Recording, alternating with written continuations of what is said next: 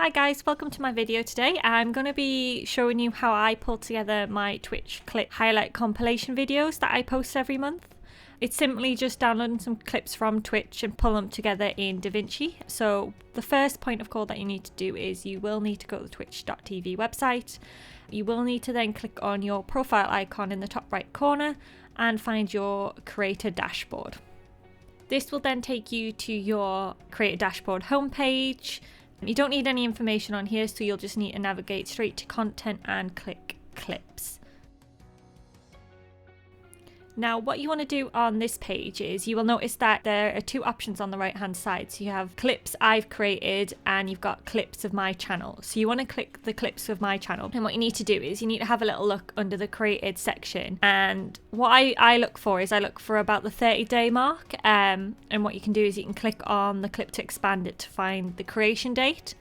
So what I'm looking for is I'm looking for the start of December in this video because I was pulling together my December video.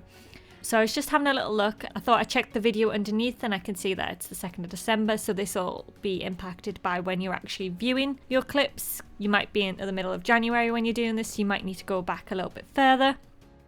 But basically, you just want to check down your clips and look for the first clip of the month that was created. Once you've done this, what you can do is, if you unexpand the clip by clicking the X, you then can see the little download arrow that I've highlighted there. If you click that, then it will start downloading the clips for you. So what I do is I just scroll up and I click each clip that I want to download. Now I download everything first and then I'll filter it through when I'm looking through the clips before I import them into DaVinci. So basically what you need to do is just download everything you want to include. You might want to vet this before, but as I've just said, I tend to vet it after I've done all the downloads. Once I've downloaded all the clips from Twitch, I open the downloads folder, as you can see here on the screen. And what else I do is I also open and create a folder within my hard drive that I have. I just create a new folder for December clips just so I have this separate, and this makes it easier for when importing into DaVinci. Once I've moved everything over from the downloads folder into my hard drive, I just delete everything out of the downloads folder as they are not needed anymore. The next thing I'll do is I will go through each clip, so I will watch them. Luckily on a Mac, if you just press spacebar, you can just open the clip and it'll play. I'll review the clip. If I like it, then I'll keep it and I'll rename it. So my rename method is normally that I put the title of the game and then just some sort of sentence or word that relates to what's in the clip. This makes it easier when I import in DaVinci because I know roughly what's in that clip and what it's about. If it's a clip I don't like and I don't think it's going to be able to contribute to my compilation, then I will just remove that from the folder and put it in the bin, as you can see I'm doing here. This is so that I'll only import stuff into DaVinci that I will be potentially using. So just repeat this by going through each clip, renaming if they are suitable for your video and deleting them if they are not.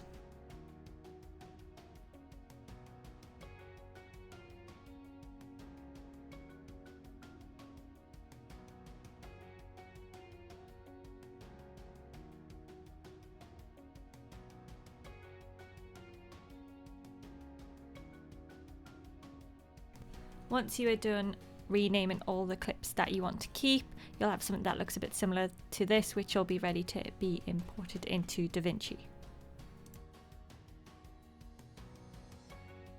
The next thing you'll need to do is you'll need to open DaVinci and you will be greeted with this first page, which will show you any of your previous projects that you have. To start a new project, you just click new project and you can name it whatever you want. For this video, I have named it December clip compilation because that's what it is. Once you've created that new project, it'll load DaVinci up and you will see that you have on the first page no clips in media pool. To add stuff, you just need to right click and click import media. Find the clips that you have recently vetted through and renamed. Select all of the clips and make sure you click open, and this will import everything into DaVinci for you.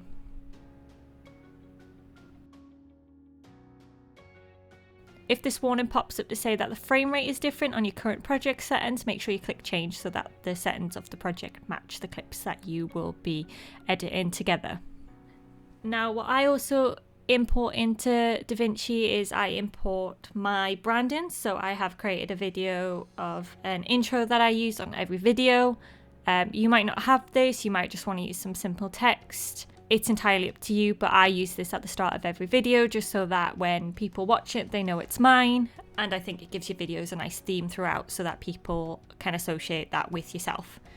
Now to begin, what I tend to do is I tend to pick a clip that I feel can introduce the video. So what I tend to do is I put a clip and then I put in my intro video after the first clip. This is so that people can get a bit of a feel of the video and they get a bit of understanding of what the video might contain.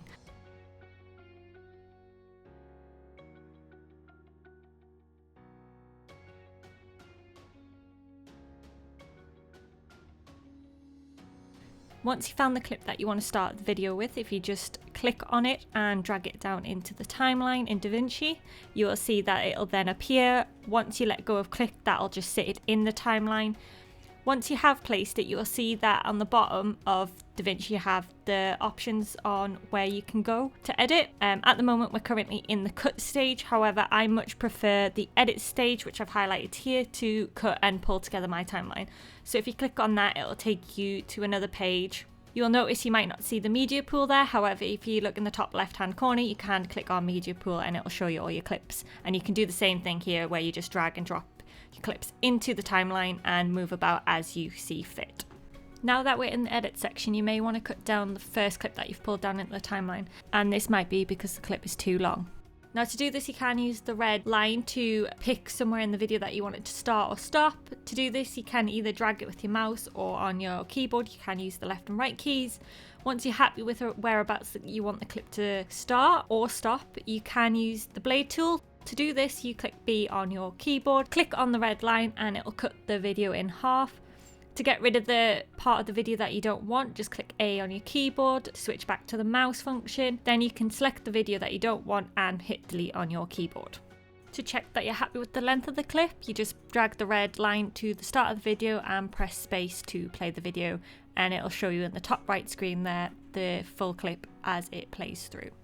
The next thing I do on this video is I drag down my branding to go after the clip.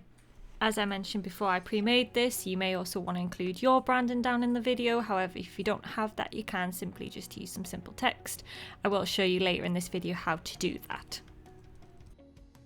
What you'll need to do next is you will need to drag your clips down into the timeline and put them into some kind of order. Now what I tend to do for this is I try to balance out the clips with some funny clips, some good gameplay clips.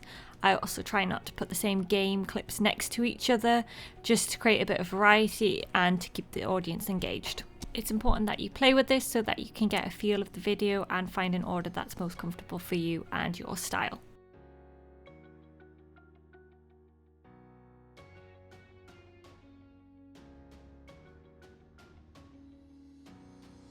Once you've decided on an order that you want your clips to be played in, you will then need to go back and tighten up the edit of each clip. Now this is important because some clips might be too long and that might disengage the viewer. The best way to do this is to use the blade tool. You can retrieve this by pressing B on your keyboard. So if you just go at the start of each clip, press spacebar to play it through and select for when you want to cut the clip to trim it down.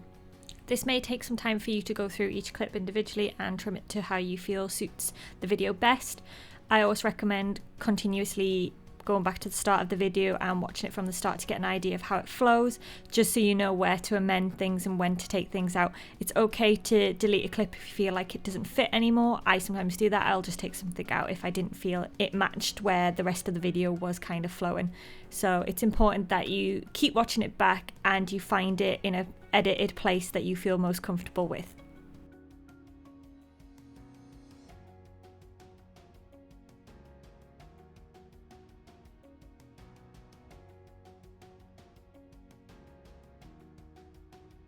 Once I'm happy with the order of the clips and I've managed to trim down the clips so that they all flow, I then work on putting in the end branding for the video. On YouTube you have the option of adding end cards, which allows you to link any previous videos that you may have done. So what I've done is I've created a graphic here that I can put at the end of my videos so that when they end I can pull up those end cards in YouTube and allow people to be directed to other videos that I have. Now this is something that you don't have to do, but I think it's a good way of rounding off the video and ending it, and I also think it's quite important to be consistent with your branding throughout any videos that you may create. To add music into your video, you can search in Google for copyright-free music. The song that I use, I got from bensound.com. Now, they do offer free music, or you can pay for music on that website. However, the free music that I use, you need to ensure that you link their website in the description box so that you acknowledge that you don't own that piece of music. For the end video, I look at about having it set at the duration of about 10 seconds. This usually should give enough time for the end cards on YouTube to be utilised properly, and it also kind of rounds off the video and gives it a nice outro.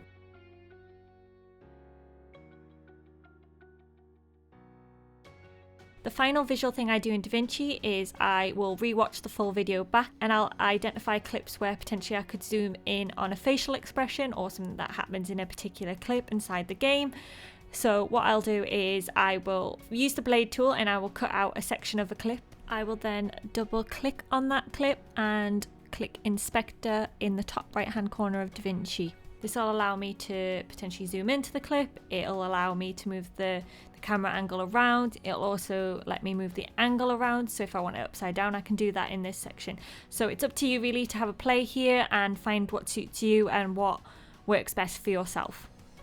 I tend not to add too many of these zooms in, as I think it'll take away from the focus. Really, they should only be used as an impact and a way to get someone to focus on a particular part of a clip. So ideally, in a 3 to 8 minute video, I would look at maybe having 2 or 3 zoom ins just so you don't overdo it.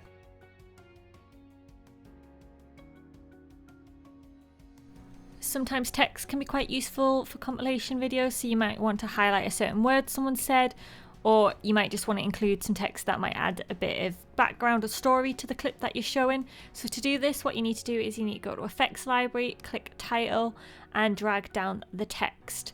Now when you drag it down onto the line, you can double click on it. It'll give you the full settings to customize the text, so you might want to just adjust that and have a play with it and find what suits you best.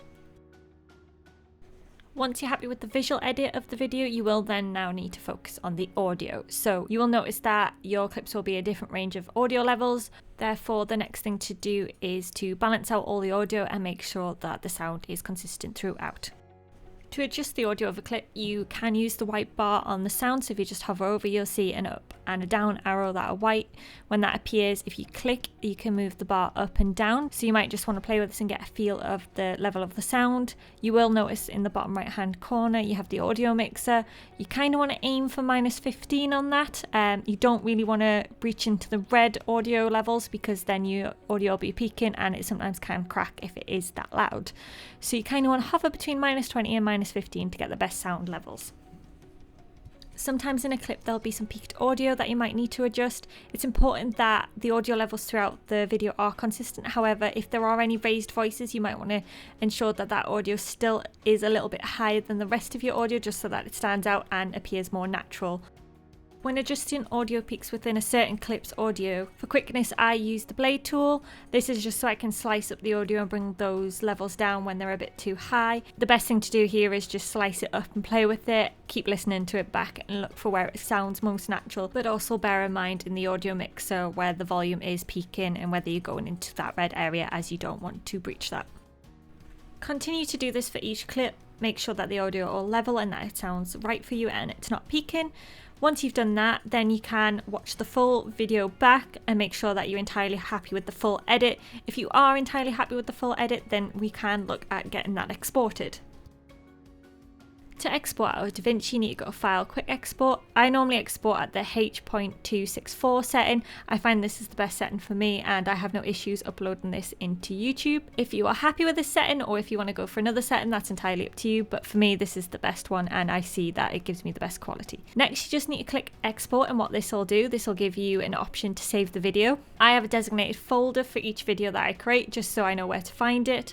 You might want to do this, or you might just want to save it to your desktop. Once you're happy with the name and the location, if you click save, it'll start exporting the video out of DaVinci, and you'll need to wait until this is done before you can do anything further. Once the video is done exporting in DaVinci, you can close DaVinci down. And the final thing that I do is I locate the video and I'll give it a full watch through. This is just to check to see if the video quality is up to speed and that I'm happy with it completely. If I'm not, I'll go back and edit in DaVinci and re-export it out. But if I am happy with it, then I can go ahead and upload that on YouTube.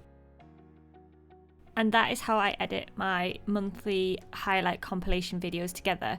Thank you so much guys for watching this video. I hope you have found it very helpful. If you do have any questions, please comment below and I'll try and help you as best as I can. My last top tip to give to you guys is when editing, just make sure you're constantly saving your video because you never know when a crash is going to happen. Thank you so much again guys, have a good one and I'll catch you in the next video.